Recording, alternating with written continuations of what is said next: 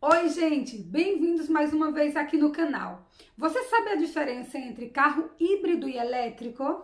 Aqui na Itália e em toda a Europa existe uma proposta para diminuir a emissão de gases nocivos em até 50% até 2030. E até 2035 eles querem acabar com os automóveis que emitem CO2. E para isso, o governo criou um incentivo que se chama Ecobônus. Então, a venda desses automóveis tem aumentado muito. Mas nos resta uma dúvida: o que é melhor, o carro híbrido ou o elétrico? Uma das principais diferenças entre carros híbridos e elétricos é o motor. Os carros híbridos, eles possuem dois motores, um a combustão, aquele a gasolina ou a diesel, e um elétrico. Já o carro elétrico possui somente um motor, o elétrico. Esses dois motores do carro híbrido, eles trabalham em sinergia, fazendo com que isso cause uma redução grande, considerável do consumo do combustível e também na emissão dos gases. Em determinada situação de condução, por exemplo, na partida, na redução de velocidade, na frenagem, entra a ação do motor elétrico. Em outras situações, entra o motor a combustão e eles se alternam. E algumas vezes os dois entram juntos nessa atuação, para generar, assim, a economia do combustível e também a baixa emissão dos gases nocivos.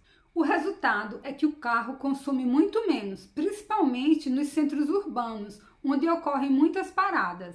Com isso, surge uma outra diferença muito importante, que diz respeito ao carregamento. O carro híbrido, ele não precisa ser recarregado, pois isso acontece quando o carro está em movimento, graças ao motor de combustão, que gera essa energia que vai carregar essa bateria elétrica. Já o carro elétrico, ele precisa ser recarregado, seja numa coluna dessas que são distribuídas pela cidade ou na tomada de casa.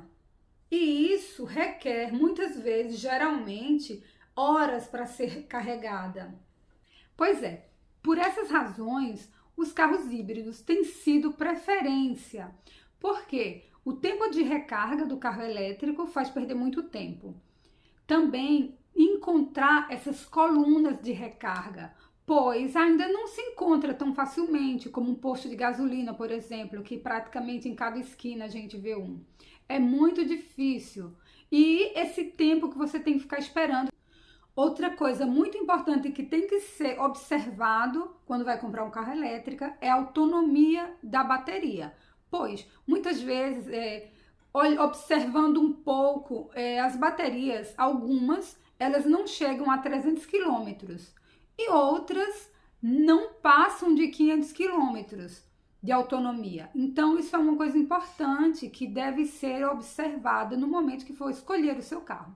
Porque, dependendo, justamente por isso esses carros eles são melhores para centros urbanos, não grandíssimos trajetos, por exemplo, viagens longas, porque quando você vai encontrar uma outra coluna de recarga, tem que ver isso na sua viagem, se você tiver que fazer alguma viagem longa. Mas não é uma regra, porque nós sabemos, isso tudo está evoluindo muito rápido. Então, tem carros que fazem mais que 500, mas você tem que sempre observar também os preços. Então, depende, quando você vai comprar, você tem que avaliar muito bem essas questões, porque tem diferença entre um e outro. Tantas vezes você quer um carro elétrico, mas não sabe bem como funciona. Então, você tem que se ligar nessas questões, o carregamento, onde você vai carregar esse carro, e se você tem um local apropriado, ou se na sua cidade tem as colunas. Então, são questões importantes a serem observadas.